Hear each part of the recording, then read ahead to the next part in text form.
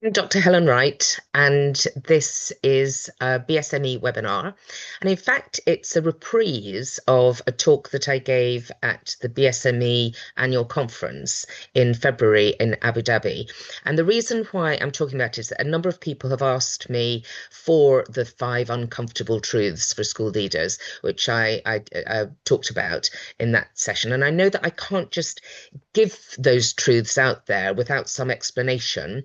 So I thought that I would just put all of this together, and then it can give an insight into what these 5 uncomfortable truths might be, and also to help you think. To help you think, because school leadership is very hard, and we need to be able to work together in order to face not just the 5 uncomfortable truths that I'm going to talk about, but like millions more. So we'll talk about that. Anyway, I do want to position this talk really, really carefully. And I won't spend time talking about who I am because most people know that in any case, and you can always look it up on LinkedIn. But I do want to position this talk in 3 ways because, as I said, these are not the 5 uncomfortable truths. They're not, but they are elements which I have thought about and I wanted to share in the spirit of being supportive. So the first thing that I wanted to do was to talk about how I see this talk, because I'm often asked, because I do speak at things, and I'm often asked, what do you speak on? What's the topic that you speak on? Is it safeguarding, or is it well-being or something? And it's none of those. And I said, well, actually, I speak on what I think matters and what I want to share. And there was a time when I thought, oh gosh, maybe I should have something I speak on. But no, no, no, no. I did discover, though, when I thought about it, that there is something that unites everything I do when I speak, whether it's in a webinar, conference, whatever it is. And it's the fact that I do believe in looking just out there over the cliff a bit, seeing what there is and what's going to come next, not what is here at the moment. And you can draw on it, you can connect things from what is here, but the point is, where is it going to take us? What's the challenge for us? And that process is the second thing I want to say when positioning this talk. This process is born out of the autobiographical, ethnographic tradition, which I studied when I did my doctorate. That was 20 years ago, I know, but it's been a very important part of how I've seen the world. Filtering this, being really strongly aware of your own values, be as aware as you possibly can be of the context, be open to the values and understanding of others. Your conclusions about things, or my conclusions about things, I know are filtered through that. They are for all of us. They're filtered through that. It's just a question of how aware we are of that or not. Now, I'm not saying that these truths that I'm going to talk about have been subjected to the same kind of rigorous research degree as wasn't the case in the doctorate, but it's just to make sure that we've got a positioning there, that I'm really conscious when I'm talking, that I'm looking out, I'm filtering it through myself, and all I want to do really is share those thoughts. It's not about talking about objective truth. What is that anyway? It's about sharing some thoughts, because it's the process of listening and thinking and reflecting that really supports us in our growth. I did want to reassure you, though, that my thoughts are coming from lots of different places. And it's not just, oh, that person there said that, or that person there said that. And nor is it, oh, in a coaching session somebody told me that, because that would be totally inappropriate anyway. All the coaching sessions I have are completely confidential. But it's that merging of ideas, of seeing trends, of noticing shifts. And that's just some of the things that I really wanted to share with you today. So thought it was really important to position this in this way, because some of them are a bit uncomfortable, and I don't want you to think, well, that's not true, that's not true. I'm just offering some thoughts and some reflections for you. And a couple of things that, as we're looking at these, I really want you to remember that they are sometimes a bit uncomfortable. So sit with that discomfort. Sit with it. Our brains are pretty good at protecting us from discomfort. They'll leap in and say, no, no, no, no, no, it's no, no, no, not that, defensive, defense, etc., etc. But just sit with it for a little bit and just wonder. You're not going to have an immediate solution to this. There may not be some solutions to some of these things, but just sit with it. Discomfort is how we grow. We know that from our muscles. We know that they need to tear slightly in order for us to grow. We know that some of our best learnings have come from discomfort. So sit with that. Sit with that. And if you find yourself when you're answering the questions that I'm going to put up as well, when you find yourself answering, say, "Oh no, we're perfectly fine. We're absolutely straightforward." I would say challenge yourselves. Challenge yourself. Make sure that that's not complacency, because it could be, it could be that you've bought the hype, which will be on your website, about how amazing your school is, because that's what all websites say. And do you know, every school is amazing in so many ways, but we can always get better, always. And we can always think about how we might need to re-envisage different ways of looking forward in order to be able to do the best thing we can for the children who are in the school and for society and the wider world.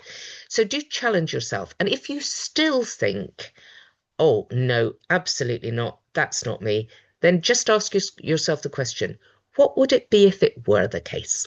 Okay. So I hope I've managed to position that well. And it's important to position it well to make sure that you get the most out of it. I'm actually going to spend a bit less time on each of the questions and each of the truths, the uncomfortable truths after this, because I'm encouraging you to reflect and think. But let's go to number one. Right. This, parents are paying more, but for less value. Now that we can have an instant reaction to. So it's no, no, no, everything costs more. We offer more. When I look at what we offer, we're always putting in new things. We are always improving what we're doing. And do you know what? Everything goes up anyway. But we've got to think about this really carefully. We do, because it's true that costs do go up. But the trouble is that if my electricity cost goes up, then I have a choice there, because I can dial down the AC or dial up the heating, depending on which part of the world you're in. I can do that, but I can't do that with education. And I am paying more each year for education. And the question is, as a parent, am I getting more value for that? Now, a really stark reminder of that is actually a UK example, when the government in the UK last year introduced VAT on fees, so 20% extra. So overnight, so from December the 31st to the 1st of January 2025, overnight, parents are paying 20% more. Now, it doesn't matter that that's a tax that's going to the government. The question for parents is, am I getting 20% more value? And that's the question we need to ask. We need to ask ourselves. If your fees rose again next year, they may well do. If they did, could you absolutely clearly explain what has genuinely improved in learning? Not in the facilities, not in the branding. I mean, you might maybe say some of that, but in learning itself. And you can't, in doing that, don't think, well, it costs more, our teachers cost more. Fine, things cost more, but what has the parent gained from that? So that is a bit uncomfortable when we think about that, because we think, well, how do we do this differently? How do we make sure that that's the case? But just think about that. Just think about that. So that was the first uncomfortable truth. Second thing, I find this one really uncomfortable, actually, personally. It says schools are optimized for adult comfort, not student futures. And my first thought in that is, the first thought might be for you, is that we do everything for the child. It's that it's student first. We're always going out working hard. We're working with parents. We set this up. If children need different pathways, we give them pathways. If they need flexibility, we give them flexibility. It's all about the student. But let's just think about that for a minute. Just think about that for a minute. When a student arrives in the morning in school, how much of what is set up around them will actually respond to their needs for the day, the week, the month, the year? It challenges us hugely to think of conceptualizing schools in different ways. And I'm not suggesting, this is not a pitch for you to change your school. It's just for us to think about it and be aware of it. But it challenges us hugely to do that, because we think, well, how can we manage? If we have all of these children coming, we need to organize them somehow, or it will be chaos. In all of that organizing, however, how much are we setting up around adults? Any of you have only if any of you have ever done any timetabling in schools where you have part-time teachers, you'll know that often the timetable is written around those part-time teachers. Oh, it's got 6 lessons of maths in one day for one class. Oh, that's because the teacher's only in on that day. I know you try not to make that happen, but this is a bit uncomfortable when we think about this. And if you're finding yourself going, no, but, etc., then challenge yourself. What parts of the school are actually set up, be they timetable, curriculum, whatever? What are they? Are they set up for adults, for us to be able to organize children, not necessarily for what children actually need? So the question for you to take away, think about, is which parts of your school exist primarily because they suit adults? And I'm not just thinking about physical places, I'm thinking about systems and structures. They're not set up because they serve students. And it's not an easy question to answer. And as I said, I find it really uncomfortable thinking about this. Have I let this happen in places? And also, how could I do it differently? But if we don't ask these questions, we're not going to get anywhere. So there we go. That's number 2. Number 3, this is a bit, I find this a bit less uncomfortable, but let's think about it, because there still is an element of discomfort in it. Otherwise, I wouldn't have chosen it, obviously. And this is, schools are fortresses when they should be ecosystems. Now, we know that schools have to be, well, we know, I say we know, we believe that schools have to be safe. We've got safeguarding, we need to keep children safe, we need to make sure they're in a place they don't go and get run over on the street, etc. So we keep them safe. We're also very conscious of technology, of the negative impacts that can have, and social media, and all of those things. So we want to keep them safe. We also know, however, that when they move out into the wider world, they will be in ecosystems which are much more fluid than school, or even potentially, I would argue, than they've ever been. These fluid ecosystems. We say to children, you're not going to have one career in life. You're going to do several things. We say to children, you will have geographical choice in where you are. We say to children that you're not going to wait and go up the hierarchy in a place. If you've got an idea, you go and you talk to somebody, and we create things differently. We think of these things differently now. So the question is, are we really preparing our students for that? How are we doing that? Now, we may go, oh yes, yeah, we do lots of things for children. We bring in speakers. We get them to go out on trips, and we get them to do all sorts of different things. That's great. Super. That's lovely. Have you ever audited that process from the child's perspective? Have you ever tracked down each child and said, what has their experience been of exposure to and preparation for the wider world? Because there are children who have phenomenal opportunities in school, children who perform really well and then get to come and perform at conferences, and we have a lot of praise for those children, lots of opportunities for those children. What about every child? Can we just think about what's the experience of every child in school, and are they more, this is a fortress, or is it more, I know that I'm preparing for an ecosystem? So that's a question for each of us. And the challenge, the provocative question, is if learning is actually in the outside world, and learning and jobs and work and relationships. So they're increasingly happening through networks and partnerships. Then why isn't school preparing us for that? Why is it still designed like a compound, fixed compound? So think about that. Have a little think about that. This is prompting thoughts. Great. Remember to challenge your inner defensiveness as well. Now, with this uncomfortable truth, number 4, safe managers are killing courageous leadership. Now, with this, we think, hang on. You know, we've got loads of initiatives in school. We're always doing loads and loads of stuff. It's like, yes, we do this, and somebody comes forward with an idea. It's brilliant. Let's do that, etc., etc. But there is a slight problem with that. And the problem is that we do not have infinite time. Personally, I find that deeply irritating because it would be good to have infinite time. And if Einstein had been around for longer, maybe we would have come up with some ways to have more infinite time. I don't know. But it is the case that it just is that we don't have all the time to do all of these other initiatives. And also initiatives, ideas, innovation very, very quickly gets turned into a system, a structure, a process, a policy. And then does it potentially lose some of its excitement? And also, are we enabling all children to access it when that goes back to the point before?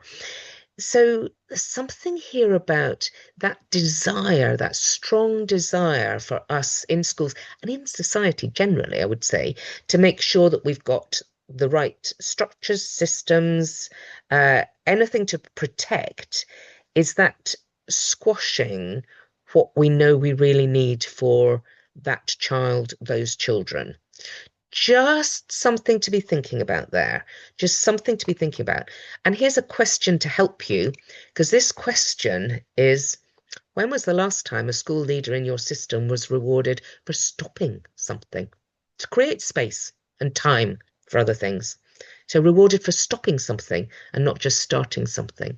So have a think about that.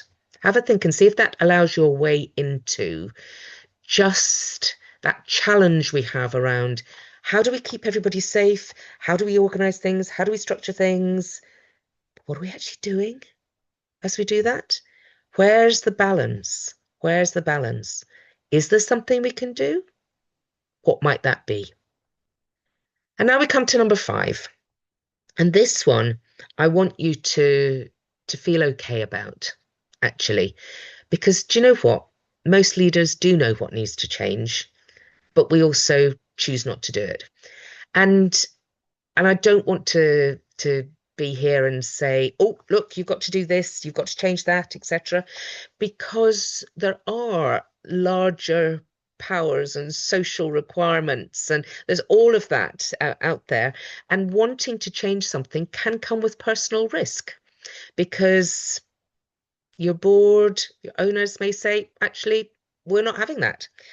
And probably you've got mortgages to pay and you certainly want to have bread on the table. So if we know what needs to be changing, but we choose not to do it, that can be okay. But the thing is, we should be honest about it.